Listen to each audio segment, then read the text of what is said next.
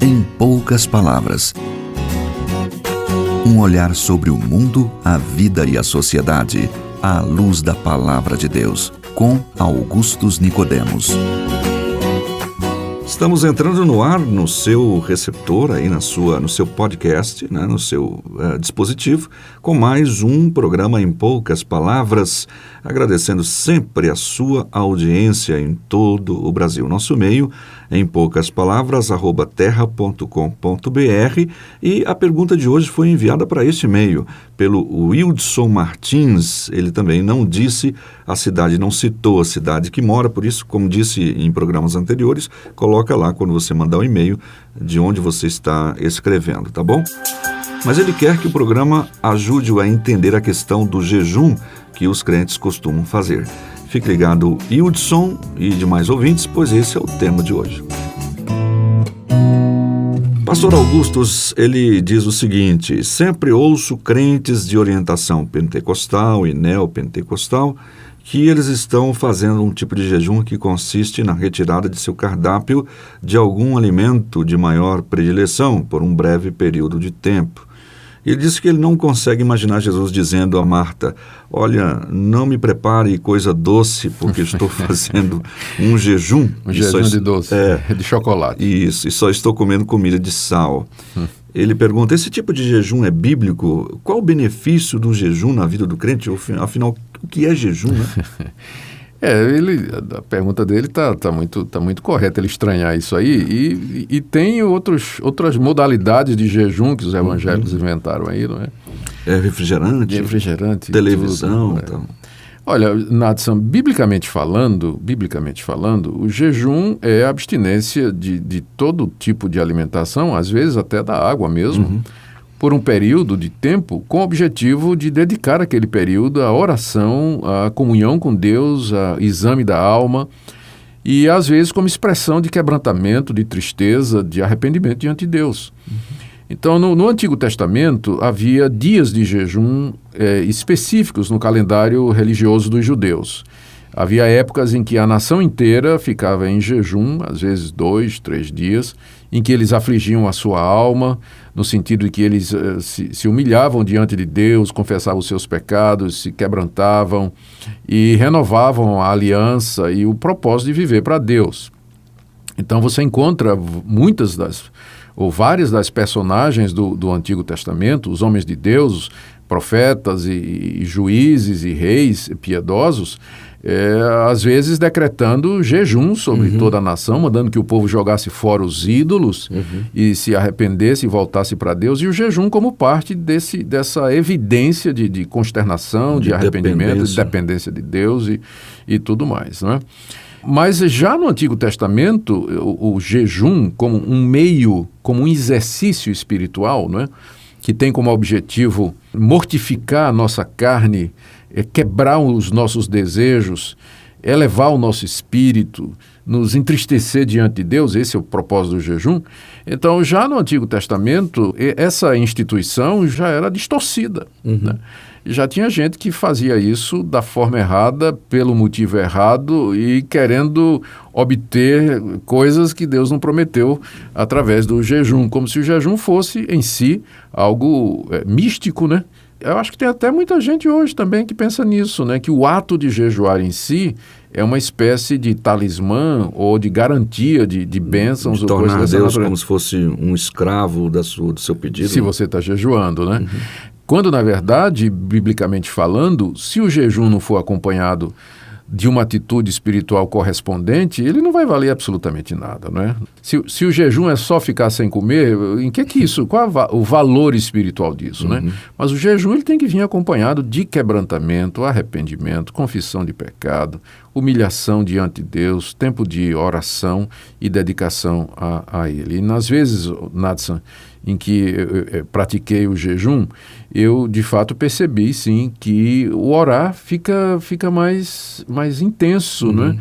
Parece que há uma relação entre o abatimento do corpo e a elevação do espírito. Não estou sendo dicotomista aqui, sim, né? É como se fosse você se alimentar de Deus, talvez. Exatamente, né? Você tirar um tempo para se alimentar de Deus. Eu estou me lembrando aqui das palavras do profeta Isaías, ao povo da época, que está lá no capítulo 58, é uma passagem muito conhecida, né, sobre a observância devida ao jejum. O povo de Deus estava se chegando para a Deus e dizendo assim, por que a gente jejua e Deus não responde? Por que a gente aflige a nossa alma e Deus não leva em conta? Por que a gente está orando com jejuns e Deus não está respondendo? Os invasores estão aí à porta, os assírios e os babilônicos estão chegando aí e nós aqui estamos...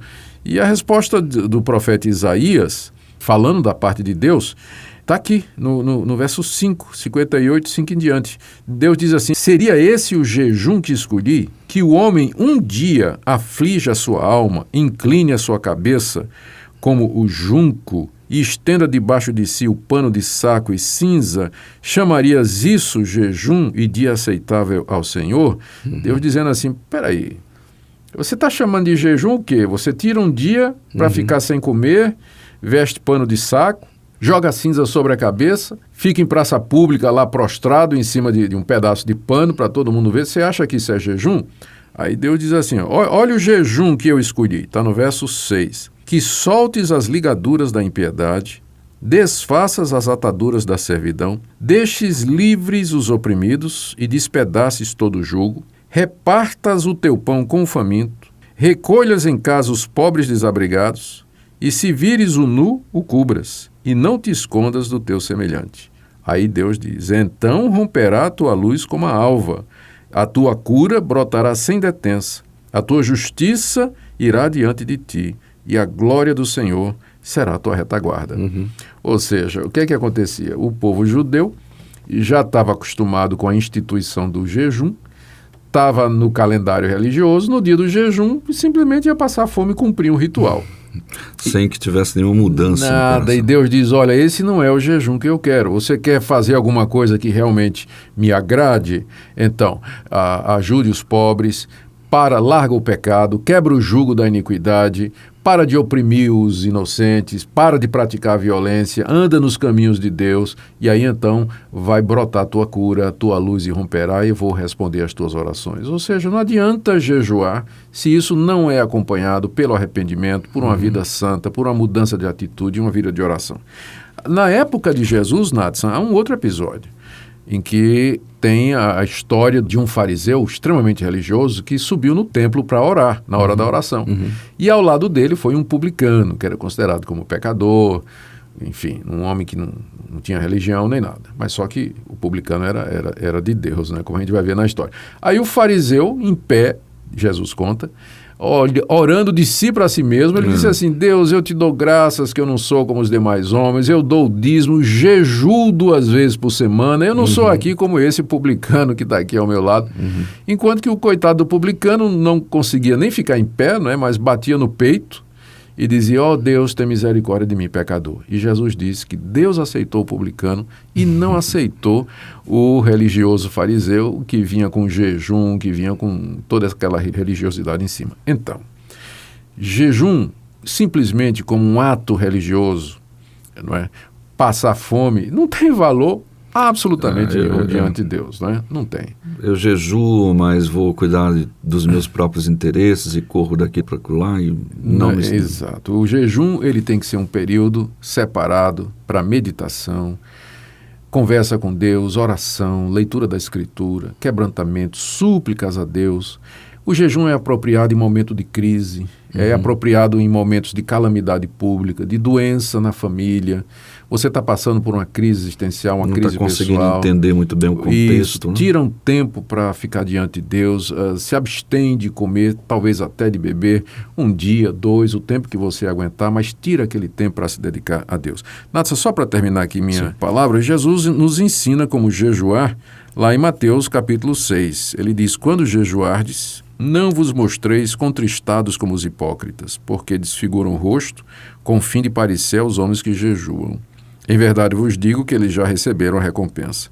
Tu, porém, quando jejuares, unge a cabeça e lava o rosto, com o fim de não parecer aos homens que jejuas, e sim ao teu Pai em secreto, e teu Pai que vem em secreto te recompensará. Exato. O que Jesus está corrigindo aqui é a atitude dos fariseus que usavam o jejum, eles tornavam público, né, que estavam jejuando, ele desgrenhava a barba, despenteava o cabelo, andava curvado, né? Que muitas vezes é feito hoje também. Para que as pessoas vissem que ele estava jejuando, e as pessoas dissessem, puxa vida, que homem santo, né? E já receberam a recompensa. É essa a recompensa que ele está falando. Exatamente, a recompensa é essa, os elogios humanos. Mas, quando a gente jejua para Deus. Não precisa dizer que nós estamos jejuando, não precisa dizer aos homens. Até podemos parecer alegres a eles, como Jesus diz, ungir a cabeça, não é? Lavar o rosto, né, para parecer que tudo está normal, né? Bem, né? Mas nós estamos, na verdade, em jejum, quebrantados diante de Deus, contristados pelo nosso pecado, pela calamidade, pela doença e clamando a Ele. Então esse é o jejum bíblico. Ok, bom programa, esclarecedor e com certeza você que perguntou, que foi o Hildson Martins, obrigado pela sua pergunta, nos deu a oportunidade de fazer um programa com esse tema tão relevante e você lance mão do jejum sempre, ele é bíblico nos termos que nós acabamos de colocar nesse programa através do comentário do pastor Augustus. A gente volta já com alguns detalhes sobre o seu contato com esse programa.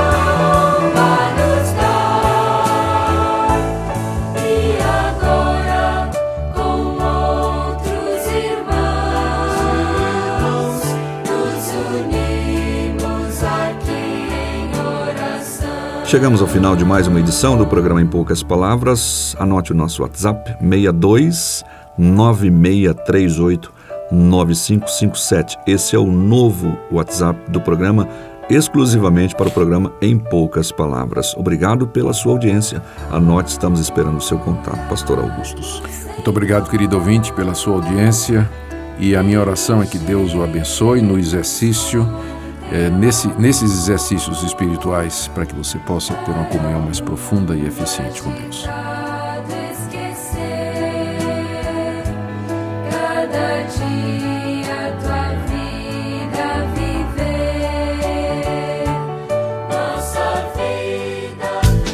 Se você deseja saber mais sobre esse e outros assuntos à luz da Palavra de Deus, domingo às 9 da manhã ou às 7 da noite. Será um prazer conhecê-lo pessoalmente. Primeira Igreja Presbiteriana de Goiânia, Rua 68, esquina com 71 Centro.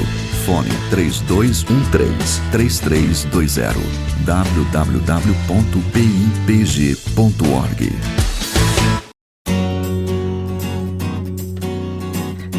Em poucas palavras. Um olhar sobre o mundo, a vida e a sociedade, à luz da Palavra de Deus. Apresentação, Nadson Matias. Comentário, Augustus Nicodemos. Um programa da Primeira Igreja Presbiteriana de Goiânia, Rua 68, esquina com 71 Centro. Visite o nosso site www.pipg.org. Apoio Seminário Presbiteriano Brasil Central, Goiânia.